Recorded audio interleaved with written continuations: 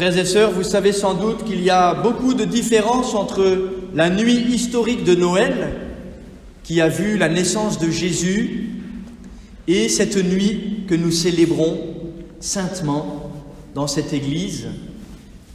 Beaucoup de différences, bien entendu, parce que nous ne sommes pas dans le même pays, nous ne sommes pas à la même époque. Une différence qui est sans doute un détail, mais qui n'est pas anodin, nous n'avons pas froid. L'église est bien chauffée, bien éclairée, nous sommes au sec.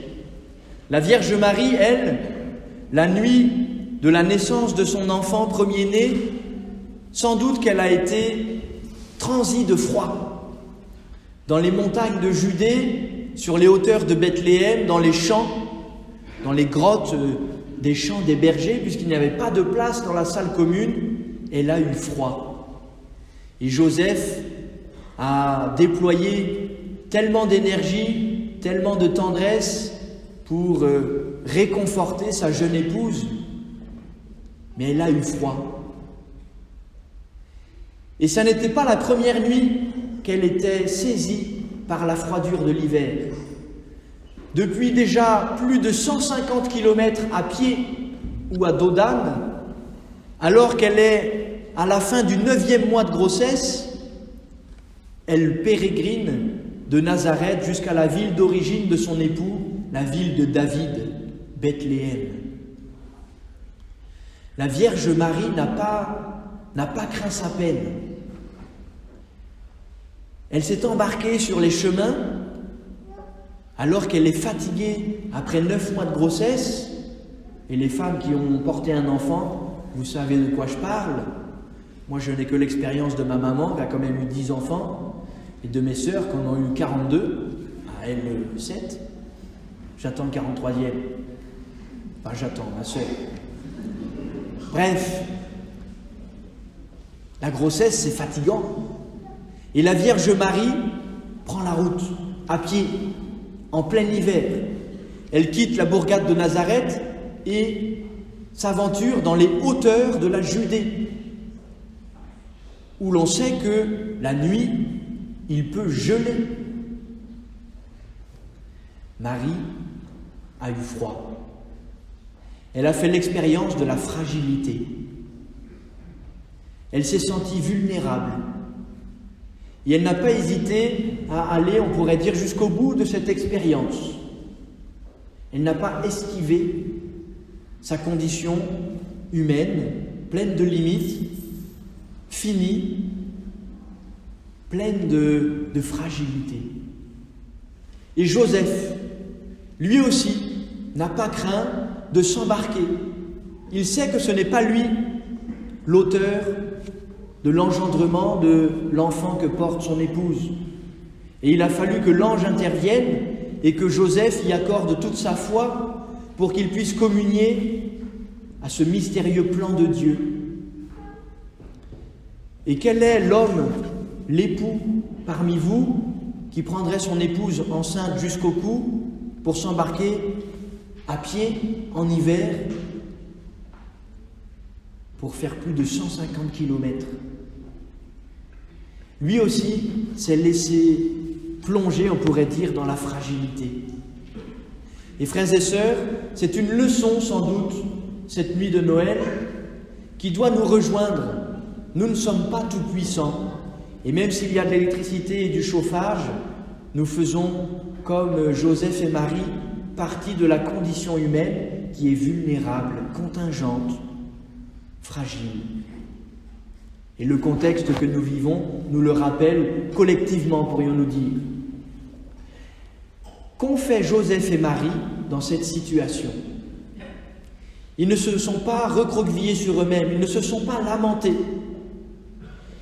Ils se sont tournés vers Dieu avec confiance. J'aime à imaginer que Joseph et Marie, au gré de leur pérégrination, se sont arrêtés pour prier, pour s'en remettre à Dieu, pour remettre au Seigneur leur vie, leur chemin, leur vocation bien spécifique, pour demander même au Seigneur des lumières, savoir où se rendre, où aller, quoi faire, comment faire. Dans leur fragilité, ils ont fait confiance en Dieu. Et, frères et sœurs, elle est là sans doute la leçon de cette nuit. Faisons-nous confiance en Dieu. Joseph et Marie nous enseignent ce soir à renouveler notre confiance en Dieu pour nous en remettre au Seigneur, pour lui remettre toute notre vie, même lorsque nous n'en comprenons pas bien les contours, nous ne savons pas bien où est-ce que le Seigneur nous conduit, nous mène. Mais nous voulons qu'il continue néanmoins de nous guider. La fragilité humaine est un appel à la confiance en Dieu. Et puis il y a un autre appel, Joseph et Marie. Nous les imaginons volontiers, même si l'Évangile est sobre sur le récit, mais plein de tendresse entre eux. Et comme Joseph a dû se faire rassurant pour sa jeune épouse, comme il a dû prendre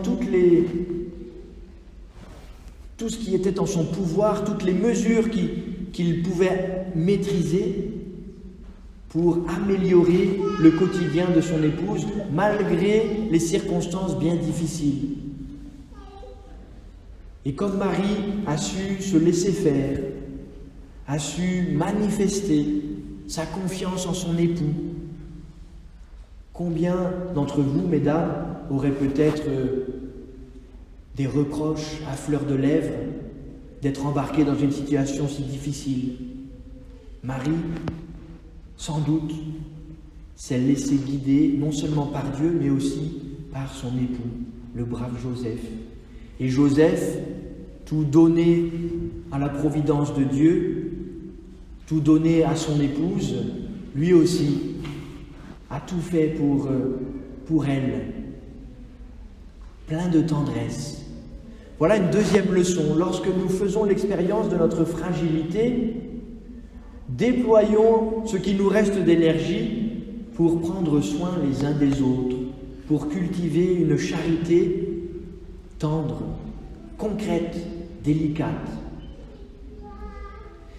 Et puis, frères et sœurs, c'est dans ces conditions que le Seigneur Jésus est né, que le Fils de Dieu s'est incarné. Autrement dit, notre fragilité qui nous appelle à faire confiance en Dieu, qui nous appelle à cultiver la délicate charité fraternelle et mutuelle, ce sont les circonstances et les dispositions de notre cœur que le Seigneur attend pour se manifester, pour nous donner part à la grâce du salut. Noël ne vient pas comme d'un coup de baguette magique. Le Seigneur vient dans ces circonstances fragiles et dans ces dispositions de confiance et de charité tendre et délicate. Eh bien, Seigneur, frères et sœurs, demandons au Seigneur, par l'intercession de Saint Joseph et de la Vierge Marie, de savoir accueillir les circonstances de notre vie toujours comme un appel à nous en remettre au Seigneur, à nous laisser guider par sa providence, par sa sagesse. Il vient le Seigneur, il vient nous sauver. Amen.